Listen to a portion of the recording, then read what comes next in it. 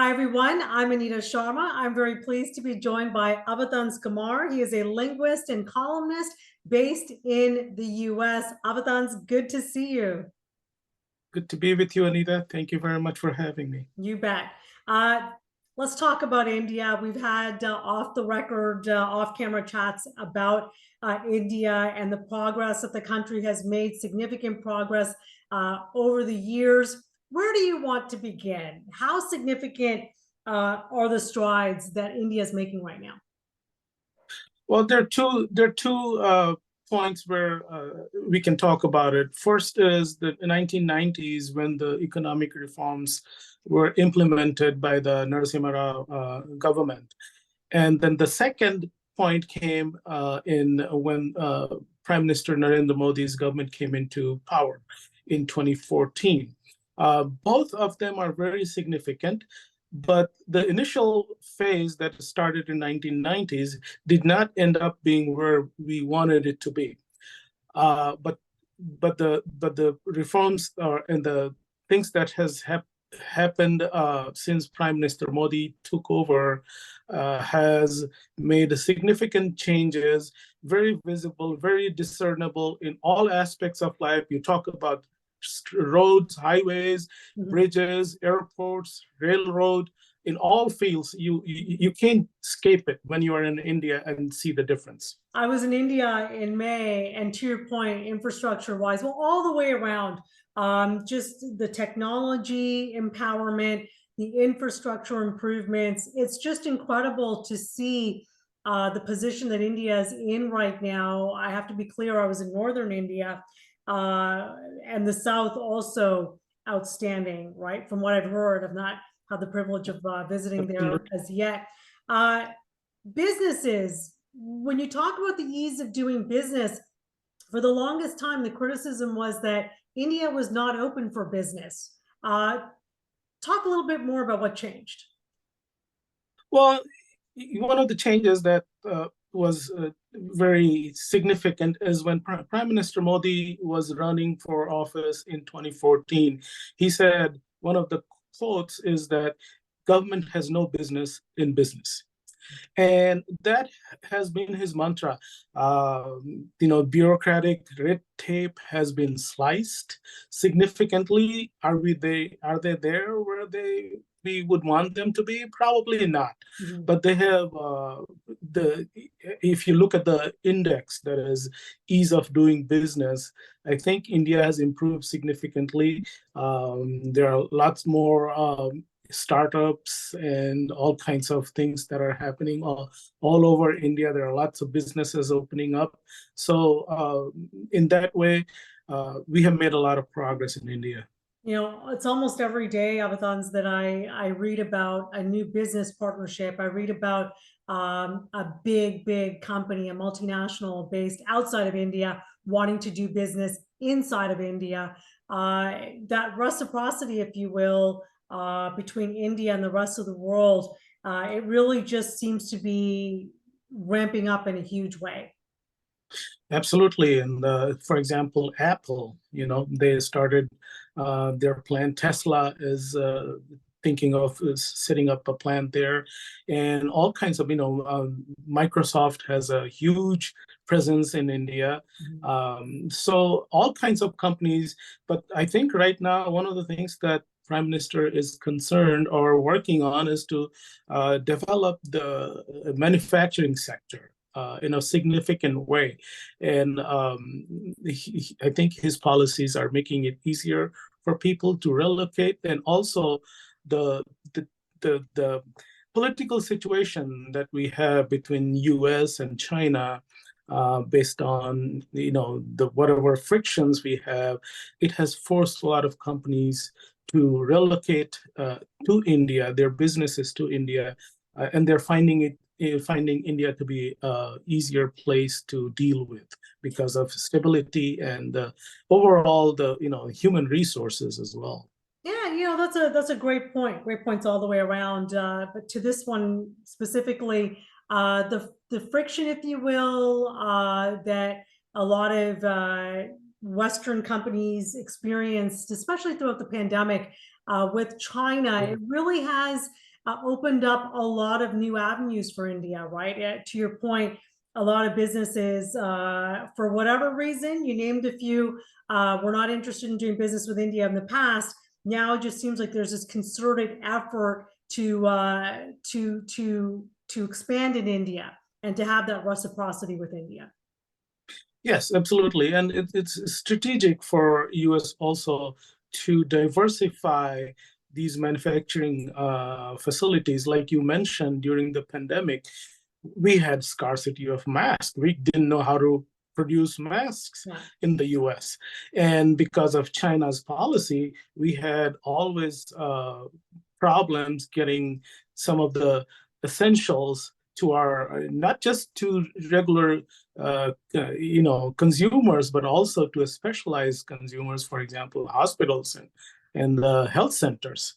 So yes, I think there is a impetus on developing strategic relationship with India, where the U.S. can diversify its dependence from right now it may not be ready to 100% relocate all the manufacturing back to US, but then it's easier for a lot of companies to work with India.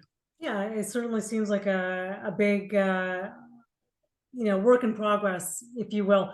Let's stay with the political theme for a second. And I want to be very sensitive here because this is a very sensitive topic. There's been a bit of back and forth between the Canadian government and the Indian government. There's been allegations, it seems, that perhaps India hasn't been forthright, and India's also said in many ways the Canadian government has left a lot to be desired with respect to their relationship or lack thereof, maybe. Where would you like to begin there?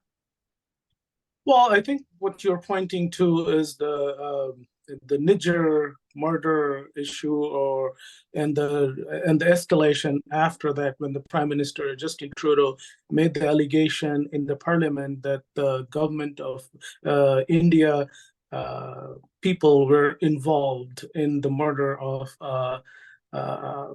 apparently Canadian citizen, though there are controversies about it, whether that person was Canadian or not, still visa issues and all things. But the Prime Minister said that they had credible allegations. But so far, it's almost like 6 months now, and I think he was killed in June last year. There is no evidence has been provided to India, and so quickly that escalated really badly in the sense, India significantly reduced the diplomatic staff of the Canadian government, and but yes, there is a huge issue there, and I don't think the situation has resolved.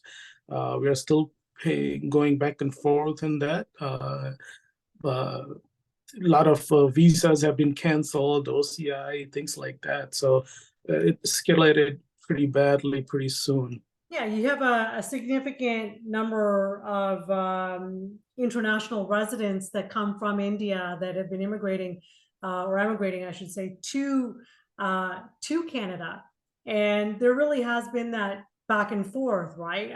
Last time I looked at that issue, it seemed that the Canadian government said it would pull back on the number of student visas or international visas it would accept from India. So to your point, the escalation is certainly there. How are other countries able to step in here and improve the situation? Your thoughts? I don't think India would like anybody to get involved in their bilateral relationship. First point. Second point, Canada doesn't have any or much leverage in this situation because of whatever strategic or economic relationship with India they have. Canada doesn't have much leverage, so they cannot pull anything. It's their loss, in my opinion, because a lot of international travelers go there. There are a lot of Indian students go there. They pay a lot of money Mhm. to go to school there. Canada is a great destination because of its natural beauty. It's unparalleled in any part of the world, and because of the visa restrictions, India has scaled down the Canadian consulate significantly. So they cannot just by virtue of that, they cannot process the number of visas they used to process. So it's Canada's loss. But I don't think India is anyway impacted with that escalation. Yeah, because it seems, as far as immigration goes, I mean, you're talking about a labor force in India that is young, that is highly educated and very tech savvy. When you're looking at immigration outside of India, say Europe, for example, when you're looking at immigration, these I would think are the immigrants you want. Folks that are coming to your country ready to work hard and create innovations, especially in the technology space. Right. And, there's a history to back this up, this claim that India most have a lot of high-skilled immigration also. So, we see that problem coming to Canada in the sense that it's going to affect maybe in the long run. Maybe it hasn't hurt them yet, but I seriously feel that it's going to come back to them. Yeah, it's going to be interesting to watch how that unfolds. Again, it's a very sensitive topic because we're not Right. talking about the entire community. We're talking about really a small faction, a small group of people, if you will. Mhm. But the activity is allegedly causing a lot of consternation between two countries, right? Uh, is there anything the U.S. Has said or hinted at doing? I know you said India doesn't want anyone's help or any other country's support in dealing with this, but sometimes it's nice to have friends, and we know Yes, India has friends. yes. For its part, U.S., as you know, they have a Five Eyes alliance, which between five countries, so U.S., U.K., Canada, Australia, and one more country, they share intelligence. And one of the fact that Mr. Trudeau mentioned was based on quote unquote Five Eyes alliance uh, information that was given to them. And based on that, when we come to US itself again made allegations that Indian government employees were involved in plotting another murder of a Sikh activist who is also a dual citizen of Canada and US. And India has flatly denied it. It said, if you have allegation, if you have proof, provide it to us. We'll look into it. But they have denied it, that they have anything to do at the government level. It keeps coming back, every once in a while. For example, just yesterday, there were reports in the news portals that the deal that India had with the US about the drones have been called off because India has not addressed the Pannun issue, the Sikh activist issue. But within that report coming out, within less than 24 hours, US approved it. So Okay. I don't know what, yeah. So it's all Defense Department issued a communique and all that press release. So it just denied that kind of reporting. So I have said, I have written in my writings, I've, talked about it, that there are, specifically for the US, there are two levels of diplomacy that's going on between India and US. And at the track one level, where it's government to government, there's no issue. As we saw when Prime Minister Modi came to US, the kind of welcome he received You were officially. there. I was there, yes. But there is an issue, certainly, for various legacy reasons at the level of track two, where it's always pulling down, and the government has to come somehow and mend ways and fix things up, because if we have time, we can go into that, but it is the level of track two that we have an issue. I have had a conversation with Congressman Ro Khanna, and he mentions that President Biden is very much interested in developing ties with India because of strategic reasons. There is China, there is so in that aspect, we are moving very quickly in that direction. Real quick, final question, since you brought up Biden, we're in an election year.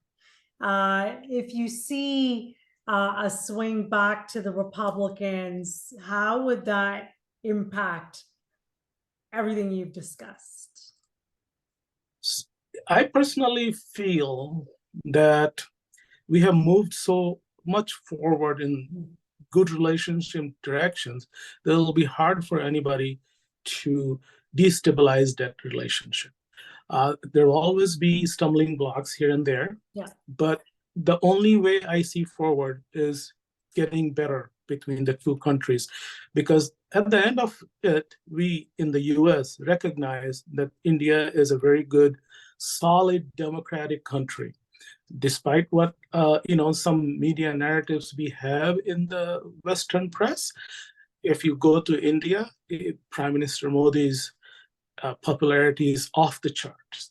So, and the institutions are very well developed, not just because we have the 75 years of independence, but also because of civilizationally, we are very pluralistic, very democratic civilizations for over 5,000 years. So in that way, I think we see the benefit of having relationship, but we are still in the US have legacy problems where people who grew up in Cold War era have not been able to re-educate themselves, if I'm able to use that term, in the new situation, new scenario, new world order.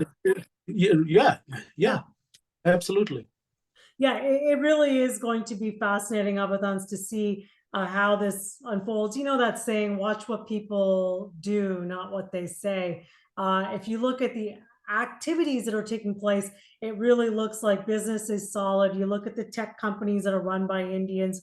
You just look at the technology coming out of India, even with the manufacturing. I know you highlighted issues where Prime Minister Modi would like to see improvements there, but still, even on the manufacturing side, it's quite significant. So I guess the final thing is really just being able to get past some rhetoric, right? Being able to get past some of the issues, the political quote unquote issues that you addressed. And we're hopeful, I'm sure the world is hopeful that it's going to be a positive road ahead, that we stay on the positive road ahead. Avatans Kumar, very enlightening conversation and information. Thank you for your time, sir. Thank you. Bye-bye.